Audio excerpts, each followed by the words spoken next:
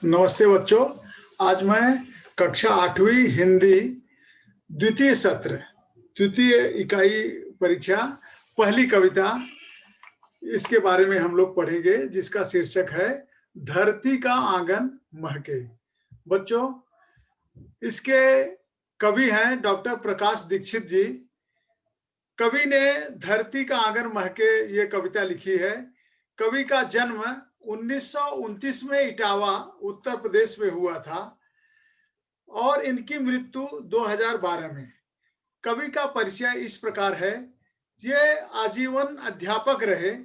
Doctor Dixit जी अर्चना, मणिप्रभा, ज्ञानार्जन आदि पत्रिकाओं के संपादक रहे। बच्चों, ये अमर उजाला एक समाचार पत्र है। इस पत्रकारिता में इन्होंने पत्रकारिता भी की। कई पत्रों में इनकी कहानियां, कविताएं आती रही और आपकी रचनाएं बहुत ही प्रसिद्ध थी और बच्चों के लिए प्रेरक रही हैं। बच्चे जिससे उन कविताओं को, उन लेखों को पढ़ करके उन्हें ज्ञान, मार्गदर्शन, नैतिकता की सीख मिलती है। इनकी प्रमुख रचनाएं अर्चनांजलि, मंगल पथ, दोहावली, राष्ट्रीय स्वर ये कविता संग्रह हैं। अब पद्य संबंधित धरती का आंगन महके इस कविता से संबंधित प्रस्तुत नई कविता में कविवर डॉक्टर दीक्षित जी ने कर्म, ज्ञान और विज्ञान। बच्चों, कर्म जो है सब कुछ होता है। कर्म, अगर हम अच्छे कर्म करेंगे तो हमारा ही मान सम्मान बढ़ेगा। ज्ञान, ज्ञान के बारे में इन्होंने कहा और विज्ञान। इन सभी बातों का विज्ञान से इसलिए लेना है बच्चों कि विज्ञान के द्वारा ही समाज की भलाई संभव है और समाज उन्नति के पथ पर अग्रसर होता है। तो इन्होंने इस कविता के माध्यम से विज्ञान के ऊपर, ज्ञान और विज्ञान के ऊपर बल दिया है। आपका कहना है कि हम ज्ञान विज्ञान के बल पर भले ही आसमान को नाप ले, परंतु विनाशक शास्त्रास्त्र जो हथियार होते हैं, मानवता को बचाना भी आवश्यक है। देखो, विज्ञान के द्वारा हथियार भी बनाए जाते हैं, न्यूक्लियर। तो मानव की रक्षा को भी करना है, मानव की रक्षा भी इन हथियारों के द्वारा करना है, विज्ञान के द्वारा करना है। बच्चों, यह तभी संभव होगा जब समाज में सदाचार, स्नेह बढ़ेगा। इसका अर्थ यह हुआ बच्चों कि हमें समाज में मिलजुल कर भाईचारा के साथ रहना चाहिए। बच्चों, एक दूसरे की भावनाओं की कद्र करनी चाहिए और अपने कर्म के द्वारा समाज में कुछ हमें अपना योगदान देना चाहिए। तभी यह धरती स्वर्ग बनेगी। धरती का आंगन महके, जैसा कि कविता का शीर्षक भी यही है। धरती का आंगन महके कर्म, ज्ञान, विज्ञान से। अब बच्चों, ये भले ही कविता छोटी है, इसका अर्थ बहुत ही गूढ़ है। आपका जो कर्म होता है बच्चों ना, वो समाज के लिए बहुत उसके मायने रहते हैं। आप जिस क्षेत्र में रहते हो, जिस शहर में रहते हो, कई लोग ऐसे कार्य करते हैं कि लोग उनकी बहुत प्रशंसा करते हैं। तो धरती का आंगन, धरती माने इस पृथ्वी का, धरती का आंगन माने क्षेत्र, महके कर्म, ज्ञान। आप जो ज्ञान अर्जित किए हो, ज्ञान के द्वारा जो कर्म आप कर रहे हो, कार्य कर रहे हो, और विज्ञान के द्वारा धरती में सुख, समृद्धि और खुशहाली आए, ऐसा कवि ने लोगों से अपेक्षा की है कि इस धरती पर खुशियां ही खुशियां हो, उन्नत ही उन्नत हो, ऐसा कवि का मानना है। और वो कैसे संभव है बच्चों? कर्म ज्ञान। कर्म ज्ञान कैसा? जैसे आप विद्यार्थी हो बच्चों, तो आपका कर्म जो है पढ़ाई करना है, माता पिता की आज्ञा का पालन करना है, जो कार्य आपको दिए जा रहे हैं उसको समय पर करना है, वही आपका कर्म है। और उसी से आपको ज्ञान बढ़ेगा और आप आगे चल करके वैज्ञानिक बन सकते हो, अध्यापक बन सकते हो, प्रोफेसर बन सकते हो। अर्थात समाज में आप अपना योगदान दे करके समाज को उन्नति के पथ पर आप अग्रसर करते जाओगे, आगे बढ़ाते जाओगे। ऐसी सरिता करो प्रवाहित। सरिता माने नदी बच्चों। कवि कहते हैं कि ऐसी नदी प्रवाहित करो, खिले खेत सब धान से। अब बच्चों, यहाँ पर धान माने एक फसल होता है, चावल, धान।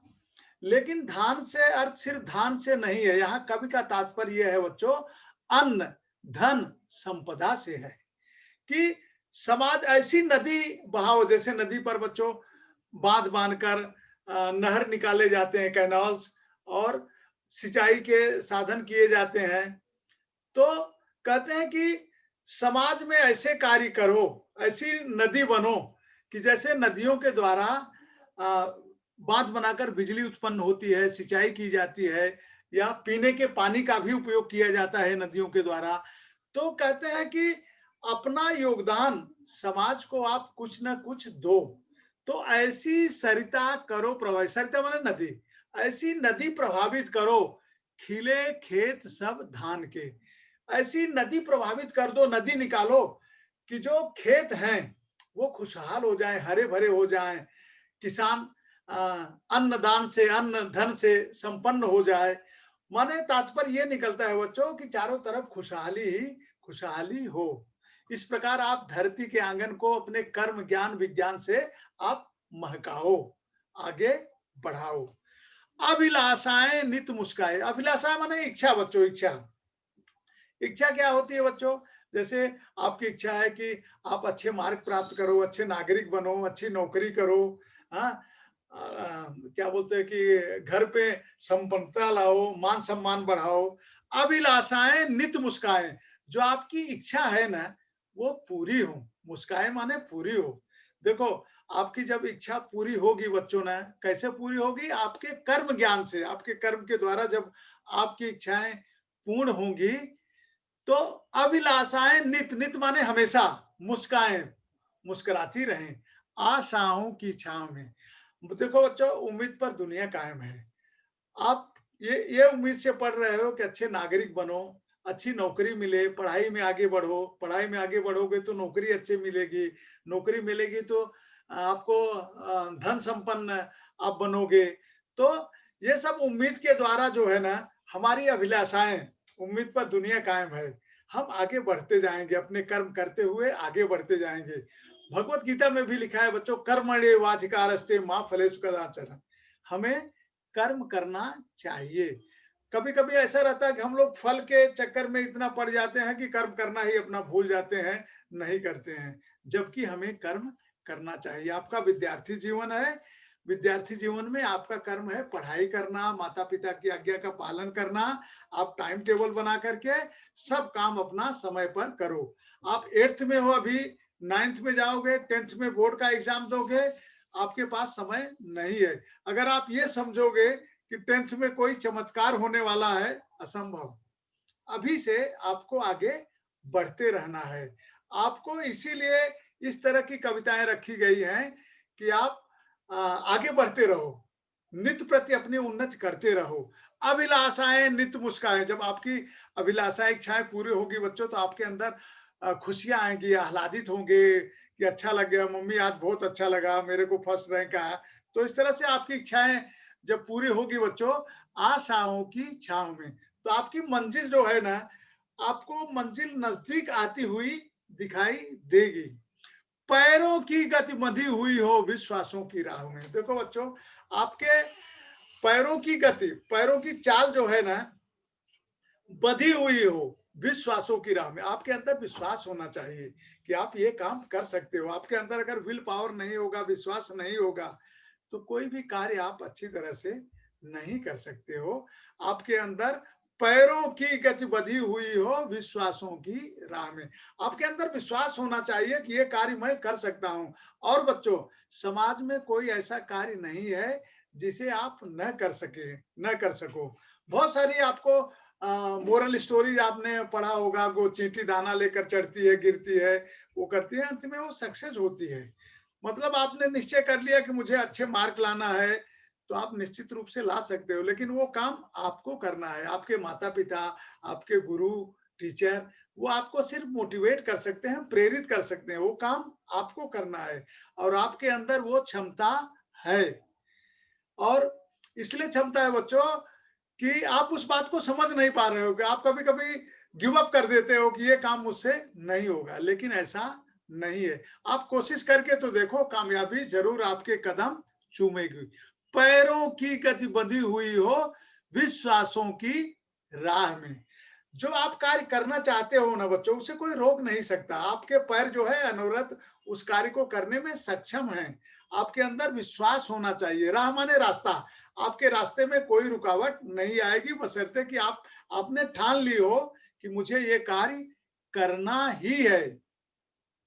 शिल्प कला कुमुदों की माला वक्ष स्थल का हार हो। बच्चों, शिल्प कला माने जो ये आर्ट होते हैं, ये सब कुमुदों की माला। कुमुद माने फूलों की माला। हाँ, वक्ष स्थल का हार हो। हार मतलब क्या है कि अच्छे अच्छे फूलों की, कमल के फूल की माला, अन्य फूलों की मालाओं को हम हृदय में धारण करते हैं। तो आप ऐसे कार्य करो कि आपके किए हुए कार्य का समाज में मान सम्मान हो, उसको लोग हाथों हाथ लें, आपकी प्रशंसा करें। हाँ, आपके किए हुए कार्य से समाज की भलाई हो। बहुत सारे ऐसे स्टोरीज आते हैं कि लोगों ने ये किया वो किया। आपके विद्यालय में साइंस की प्रदर्शनी रहती है, तो बच्चे अपना प्रोजेक्ट वहां पर प्रेजेंट करते हैं, इंटर स्कूल का कंपटीशन होता है। और दूसरे स्कूल में आप जाते हो तो कविता पाठ या कुछ और प्रतियोगिताएं होती हैं, तो आप जीतते हो तो आपका हौसला बढ़ता है। तो इस तरह से किए गए कार्य जो है आपको खुद अच्छे लगेंगे, लोग उसको सराहेंगे। फूलों की, फूल फलों से हरी भरी इस धरती का श्रृंगार हो। बच्चों, ये धरती जो है ना, अगर फूल फलों से भरी हुई हो, हरियाली हो, हरित क्रांति होगी चारों तरफ, किसानों के खेत में फसलें लहलहाएंगी, बगीचों में फल लदे रहेंगे, तो ये धरती का श्रृंगार है। धरती माता जो है ना, पृथ्वी माता, धरती माता, ये बहुत प्रसन्न होंगी। उनके खेतों में किसानों की फसलें लहरा रही हैं, जिससे लोगों की भूख प्यास मिट रही है।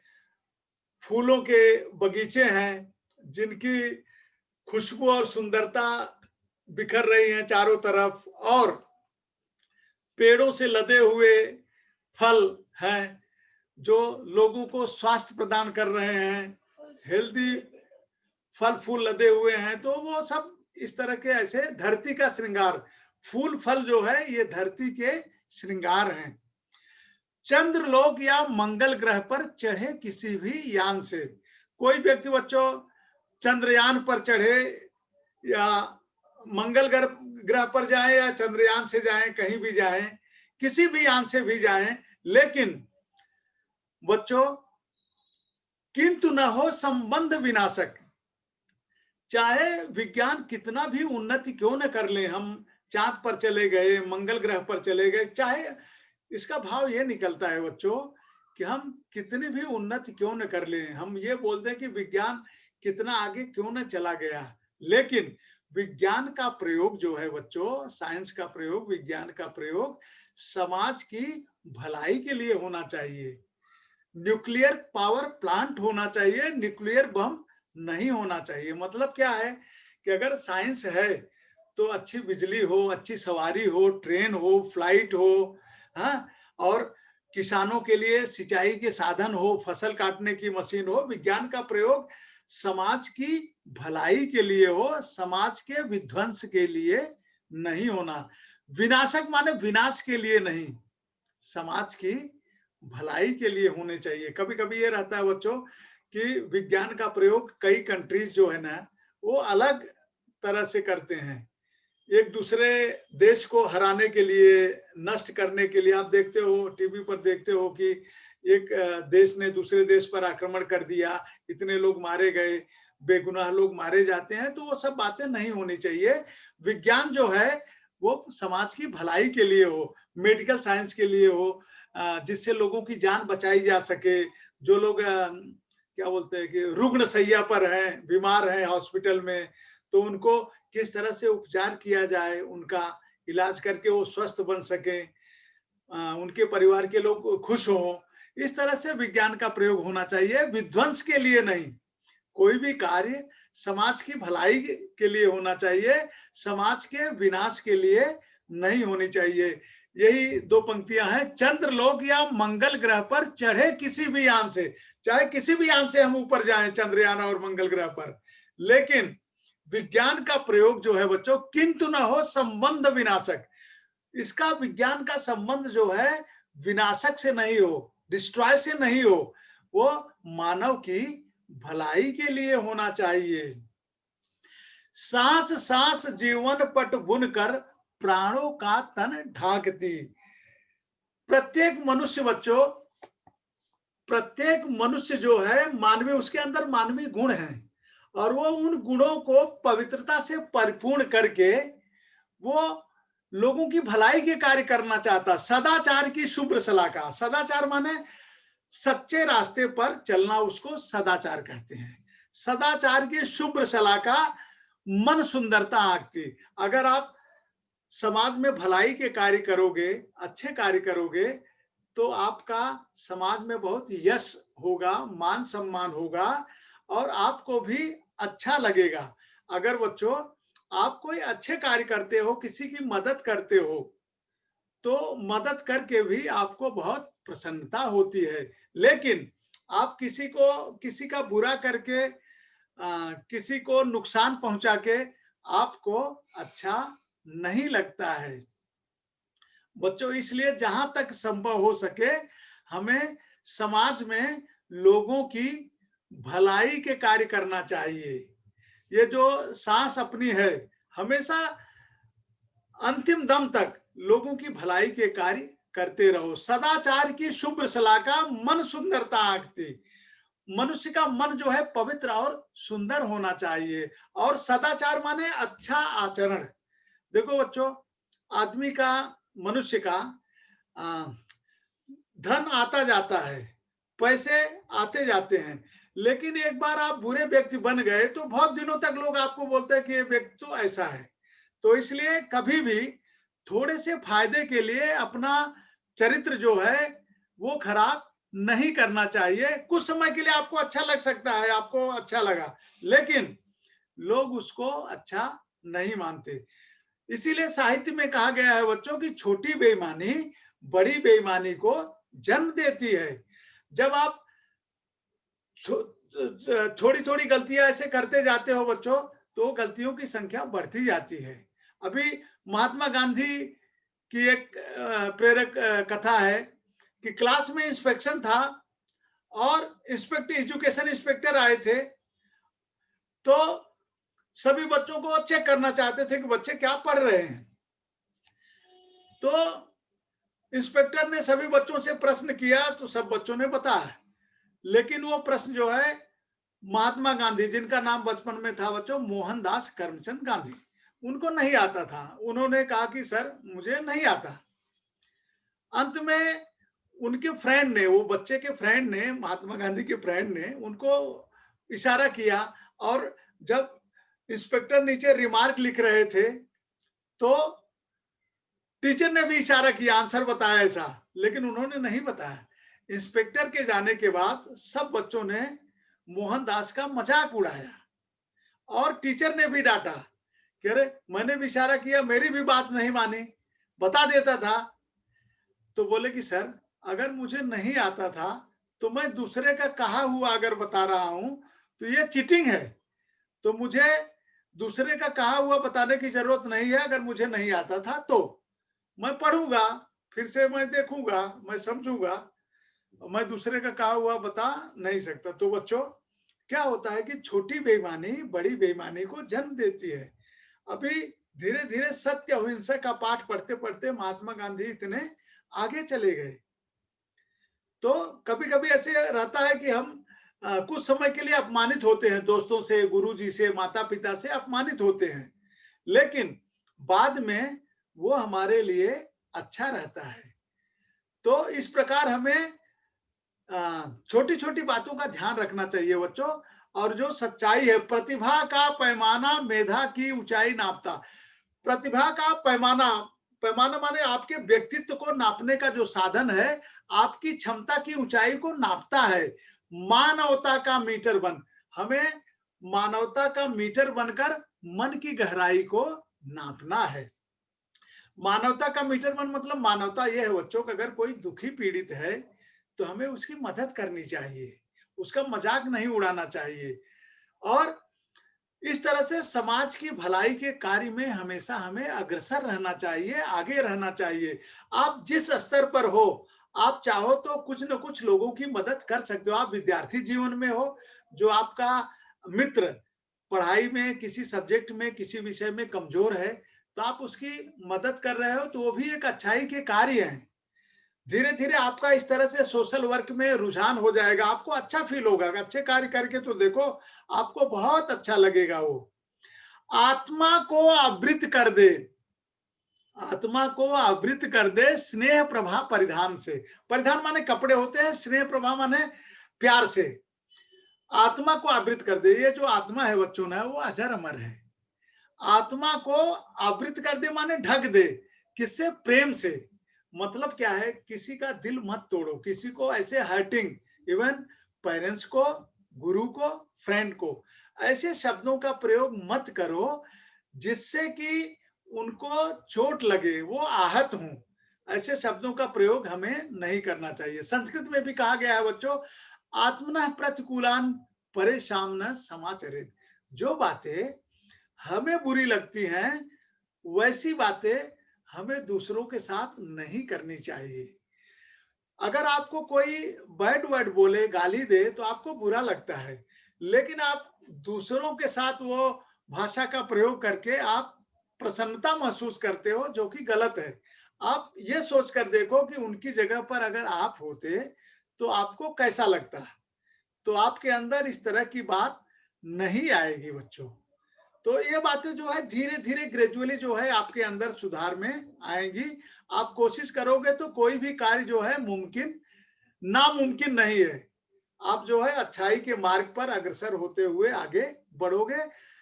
इसीलिए वो शब्द जो है छोटी बेईमानी बड़ी बेईमानी को जन्म देती है। झूठ बोलोगे, दोबारा झूठ बोलोगे, फिर बोलोगे, एक बार सच्चा बोलो। आपको मम्मी डांटेगी, फ्रेंड डांटेंगे, लेकिन उसके बाद आप उसमें सुधार कर लोगे बच्चों, तो आपको अच्छा लगा। आत्मा को आवृत कर दे स्नेह प्रभा परिधान से, प्रेम रूपी वस्त्र से आत्मा को ढक कर रखो। करे अर्चना हम सब मिलकर, अर्चना माने पूजा पाठ प्रार्थना। करे अर्चना हम सब मिलकर वसुधा के जयगान का, जयगान से। वसुधा माने इस पृथ्वी के। बच्चों, हम बोलते हैं ना भारत माता की जय और वंदे मातरम, ये मतलब ये पृथ्वी जो है माँ है, उसको हम लोग प्रणाम करते हैं। तो इस वसुधा माने सारी पृथ्वी को का हमें गुणगान करना चाहिए, यशगान करना चाहिए। देखो बच्चों, आपका विद्यालय, आपका शहर, आपका राज्य महाराष्ट्र, आपका देश, माता-पिता, गुरुजन, ये सब सम्मान के पात्र हैं। आप इसे इनको सम्मान करोगे, तो आपका भी सम्मान बढ़ेगा। तो करें अर्चना, अर्चना माने पूजा पाठ, अर्चना। हम सब मिलकर आओ, हम सभी मिल करके अर्चना करें, पूजा पाठ करें। क्या? वसुधा के जयगान का, इस समस्त पृथ्वी के जयगान की घोषणा करें, अर्चना करें, पूजा करें। तो बच्चों, इस प्रकार हमने इस कविता की व्याख्या की। ये बहुत ही अच्छी कविता है। धरती का आंगन महके, इस धरती को हम लोग अपने मेहनत से, पसीने से, आचरण से धरती को आगे बढ़ा सकते। शब्द वाटिका में कुछ शब्द दिए गए हैं। शलाका माने सलाई, आंकना, अंदाजा लगाना, मूल्य बताना, पैमाना, नाप तौल, मापदंड, पैमाना है। मेधा माने बुद्धि बच्चों, मेधा, योग्यता, बुद्धि, प्रतिभा। आवृत माने ढका हुआ,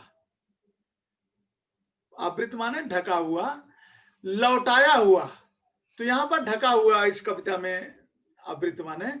वसुधा माने पृथ्वी, धरती, अवनी, ये सब है। इनके ये शब्दार्थ हुए।